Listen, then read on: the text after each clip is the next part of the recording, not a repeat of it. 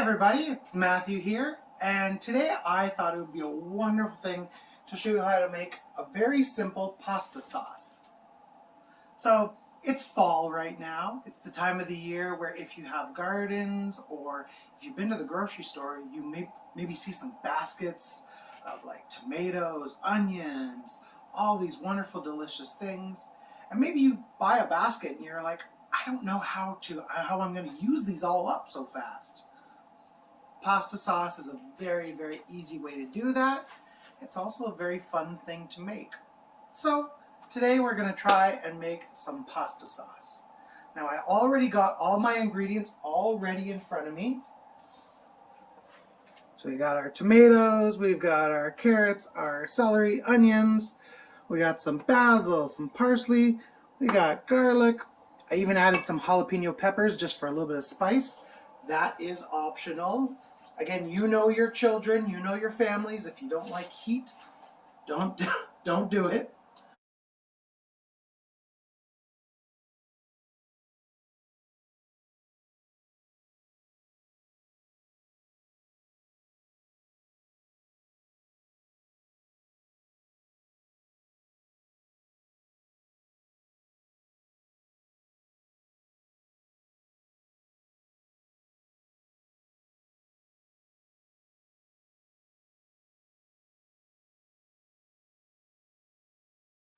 But let's get started, okay? First thing we're going to do, we got a nice big saucepan here, and I am going to turn it on to medium. And to that, we're going to add 2 tablespoons of olive oil. If you don't have olive oil, that's okay. Vegetable oil, canola oil, coconut oil even, anything you've got.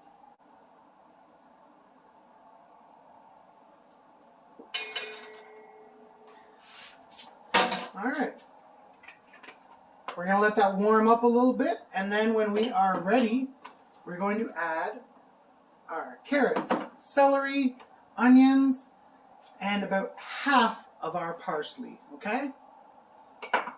And the carrots, the celery, and the onions, that is what we would call Mirepoix. Yep, Mirepoix. And this right here, our whole setup, when we've got all of our ingredients all ready, I don't usually have this ready. Usually I chop as I'm cooking. But when we have it all set out like this, this is what you would call a mise en place.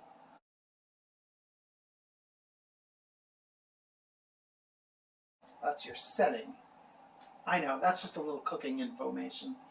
Anyways, it looks like our oil's getting a little bit warmed up. So, straight into the pot, we're going to add our onions. And you can use white onion, yellow onion, red onion, anything you want. We have our celery here, carrots. And what we're going to do is we're just going to stir it all up. See if you can see that. And just get the oil to coat everything. Get it nice and tossed around. Like I said, to that, about half of our parsley. You can use your fingers. This is the fun part. And the great part is when we're getting ourselves all set up, these are things that you can get your children to help out with. Parsley and basil, if you're using fresh, they're the kind of nice soft greens that they can even rip up with their fingers if you want a little bit more of a rough chop. If they're already good with a knife, if you've been practicing using knives, they can start getting the tomatoes ready, cutting things up. They can help peel the garlic if you want. And children are amazing helpers at stirring in the ingredients, everything like that. So this is something that you can do by yourself or with the whole family. Now, if we get nice and close right here, you can hear, hopefully you can hear, yeah, a little bit of that sizzle. So that means that our ingredients are getting warm, they're all coated in the oil. What we're going to do is we're going to turn it down, okay, to about a 2 or 3 on your stove. We're going to put a lid on it And we are going to let that simmer for about 15-20 minutes. And simmer, you know what that means? That we're just going to let it cook low and slow. So about 20 minutes, and when we come on back, we're going to add the garlic. So I'll see you in a bit. All right, we've given it about 20 minutes. We've let our vegetables all simmer down. Let's take our lid off there with our oven mitt. Oh yeah, you can see that. Nice and juicy. So what we're going to do is we're going to add our garlic that we've all minced right up. All that tasty, yummy garlic in there. And again, stir it around a little bit.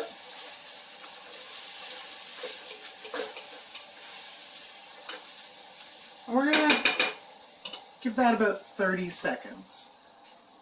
Again, yeah, 30 seconds. Garlic, it's going to get all that nice flavor soaked in with all those vegetables. And then we'll be ready to add our tomatoes. Again, optional. I have some hot peppers that I'm going to put in. You don't have to do that yourself. Also, we're going to add our basil. Okay? And again, we're only going to add about half of our basil. Just like with our parsley, we're going to keep about half of it off to the side so that maybe in the last 5-10 minutes we'll add it in so that it gives some of that fresh herbs, those flavors through the sauce. We don't want to leave it in there too long because then it's going to cook it out. So, and then also to the tomatoes and everything, if you want, you can add about a tablespoon of tomato paste. It just kind of helps to thicken up the sauce. It's, again, entirely optional.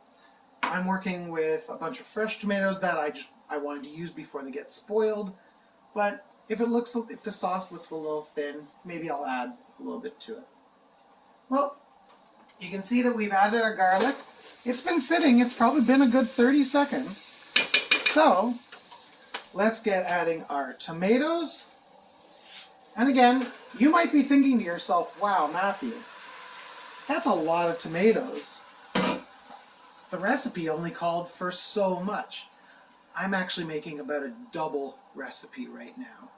So the measurements that I showed at the beginning of this video, those are the measurements. What I'm doing is I doubled the recipe because I'm going to make some for my dinner tonight, but I'm also going to put some in some jars so I can have it maybe in a few days. I'll put it in jars and I'll keep it in the fridge and it'll be perfect. So we got our tomatoes on in. We're going to use half of our basil. Again, eyeball it, just guessing about half. Ah, it smells so nice. And we're going to get our yummy hot peppers. Yum, yum, yum, yum, yum, yum. And again, I saw these at the grocery store. The peppers were on sale. They're fresh. Ontario jalapenos. It's going to be perfect.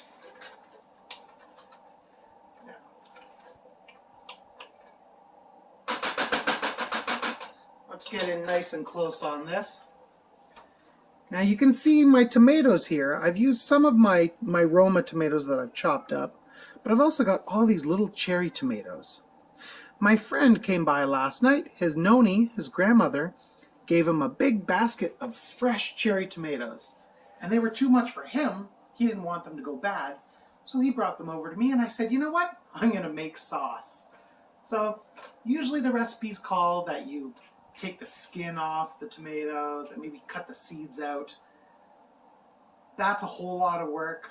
I like making nice and easy recipes. And I don't mind tomato sauce. I don't mind tomato seeds. I don't mind the skin.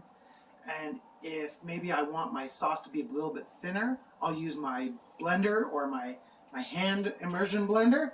And I can, chop it all up and make it nice and smooth.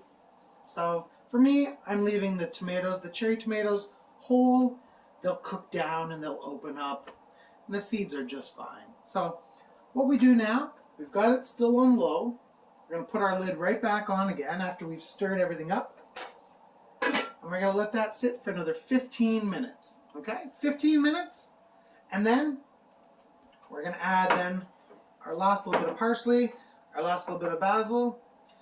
We're going to give it another 5 minutes after that. And that's it. Like I said, that's our sauce. It's ready if you want to make it for a meal right away, for lasagna, for like pasta with noodles. If you want to add some meat to it. Right now we're making it vegetarian, but if you want to add some meat, or if you want to add some tofu to it to really add a little bit more variety, you can do that. But we're going to have a little bit with our dinner tonight, and I'm going to put some in a jar for, a couple days later, and that's all it is. All right, perfect. We've waited all of our time. We've cooked it all down. I've even let the sauce cool down just a little bit, but I want to show you what it looks like right now. Again, nice. It's got nice chunky here. Look at all these great vegetables. You know you're making a nice sauce that's going to be lots of vitamins because look at all of these nice colorful vegetables in here. Now, if you or if your family, you don't like thick chunky sauce, that's okay. You've got lots of different ways that you can do this. Like I said, you can do an immersion blender. That's the handheld one that you stick right in and you blend it all up. You can get a food processor if you've got one of those, or even a blender, like to make smoothies in. You just put a little bit in at a time, blend it all up, and that'll smooth it right out. But otherwise, we've got a perfect sauce. I'm going to put some in a jar for later. I'm going to use some for dinner tonight. And I just want to say thank you very much for following along, help make this wonderful pasta sauce, and I hope yours turns out just as great as mine will. Have a great day.